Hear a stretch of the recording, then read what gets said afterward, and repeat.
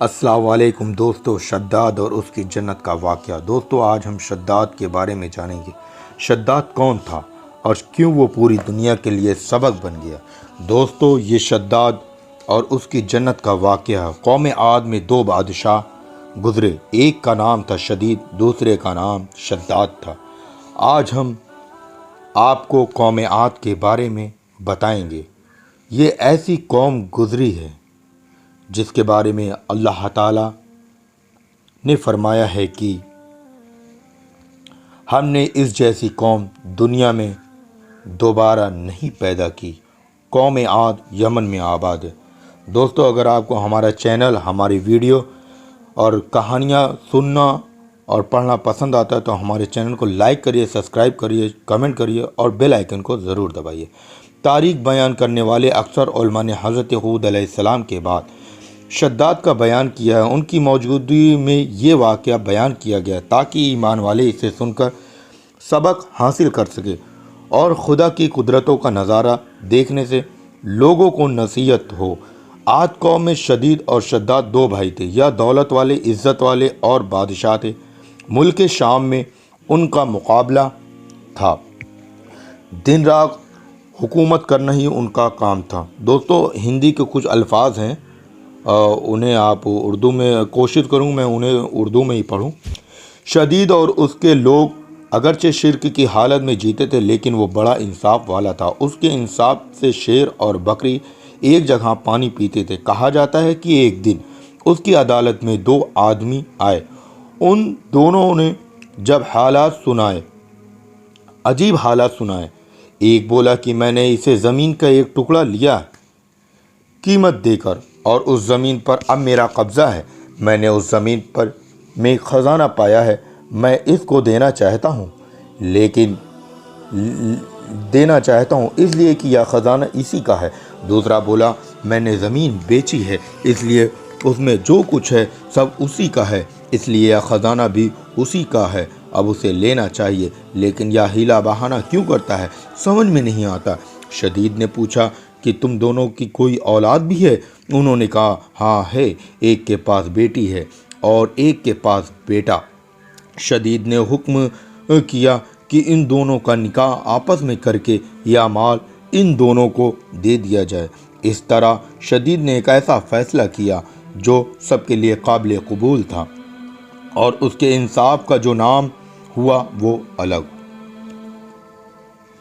حضرت ہود علیہ السلام نے شدید کو بھی ایمان کی دعوت دی تھی، لیکن اس نے سب کچھ ہونے کے بعد بھی اس پر دھیان نہ دیا اور شرک کی حالت میں ہی مر گیا۔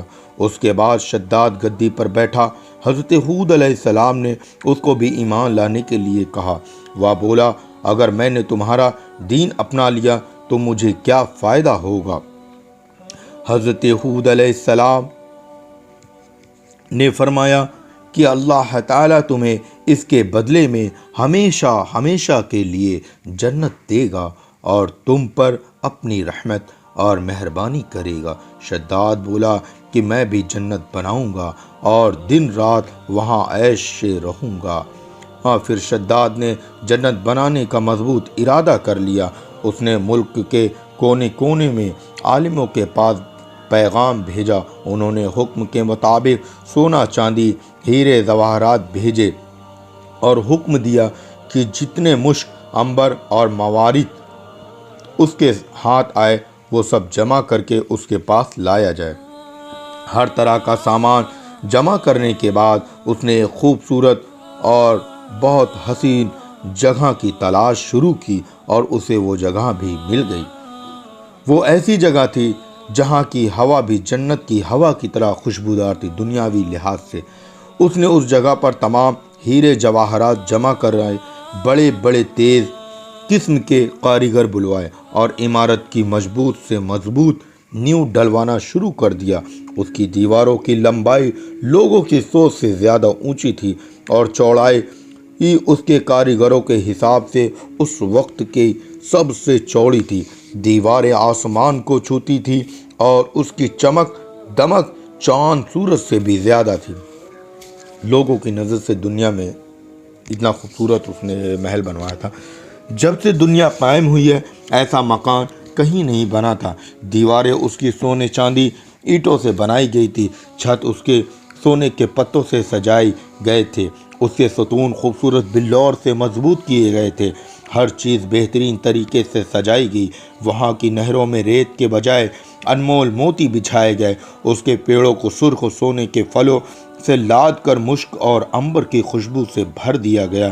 جس وقت ان پیڑوں سے ہوتی ہوئی سوکھی ہوا چلتی تھی تو اس طرف کے رہنے والوں کے دماغ کو خوشبوؤں سے بھر دیتی تھی۔ شداد نے زمین پر مٹی کے بجائے مشک و عنبر بچھوایا، اس کے محلوں کے چاروں طرف لال سونے سے ترتیب دے کر سجایا گیا، ترتیب یعنی طریقے سے۔ صرف اتنا ہی نہیں کہ دکھاوے کے لیے اس کو بنوایا تھا، بلکہ اس میں رہنے کے لیے اپنے من پسند معشوقوں اور پریوں کو بھی اکٹھا کر دیا۔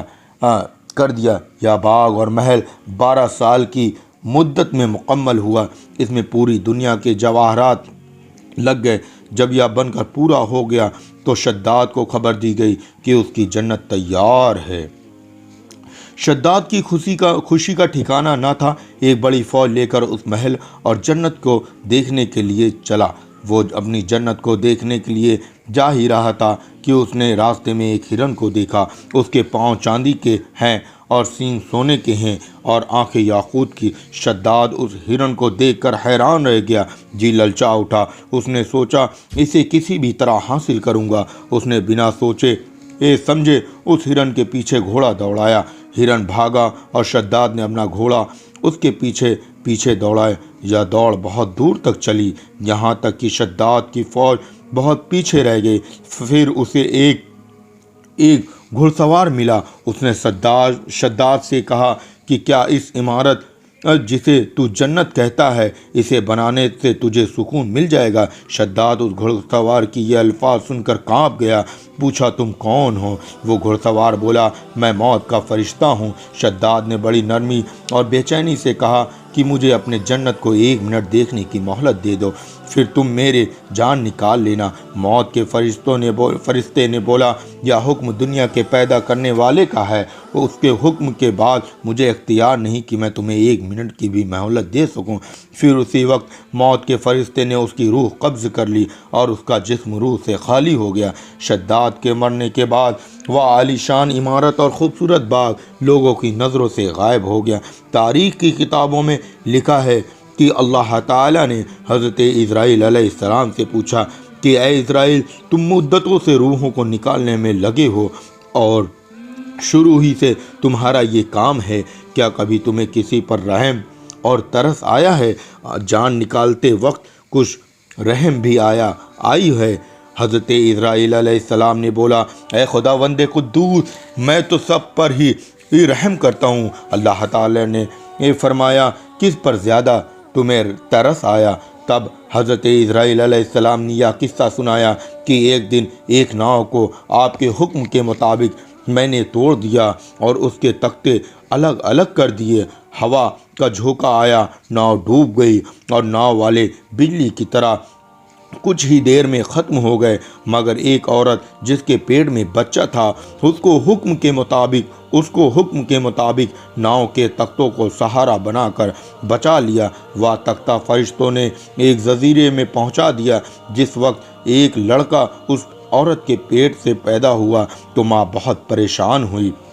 آپ کا حکم ہوا کہ ماں کی جان بھی نکال لو اور اکیلے اس لڑکے کو اس کے پہلو میں پڑے رہنے دو۔ اس وقت میں رو دیا اور من میں خیال آیا کہ اس بچے کا کیا حال ہوگا، تڑپ کر مرے گا یا جنگلی درندوں کے منہ کا لقمہ بنے گا۔ اے خداوند قدوس، تو خوب جانتا ہے کہ مجھے اس بچے پر بہت رونا آیا اور کوئی تنہائی اور بے کسی کو سوچ سوچ کر دل بھر آتا تھا، اور دوسرا شداد پر مجھے بڑا رحم آئی کہ اس نے کئی سال میں عمارت بنوائی تھی، پھر بھی اسے ایک نظر دیکھنے سے محروم رہا اور دل میں حسرت اور افسوس لیے ہی دنیا سے ودا ہو گیا۔ اللہ تعالیٰ نے ارشاد فرمایا اے اسرائیل، یہ شداد وہی لڑکا ہے جس پر تم نے پہلے بھی ترس کھایا تھا، اور میں نے اس کی ماں کے مرنے کے بعد سورج اور ہوا کو यूं हुक्म फरमाया था कि तुम अपनी गर्मी और सर्दी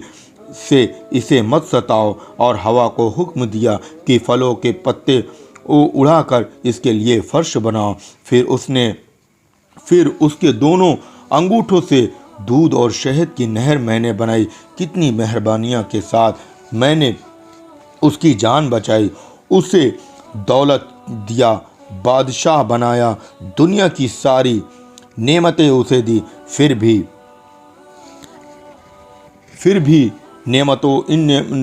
नेमतों का शुक्र अदा करने के बजाय खुदा होने का दावा कर दिया। उसका तो यह अंजाम होना ही था। अल्लाह हम सबको अपने गज़ब से बचाए, आमीन।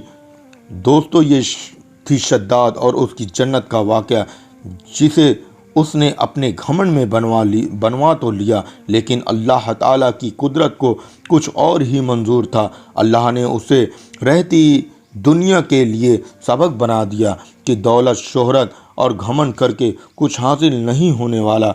हर किसी को उसके किए आमाल का बदला मिलेगा। शद्दाद को भी अल्लाह ने बेशुमार दौलत और ताकत अता की, लेकिन वो खुद को खुदा के बराबर समझने लगा था, और आज पूरी दुनिया के लिए वो नसीहत बन गया कि कभी दौलत पर घमंड मत करना।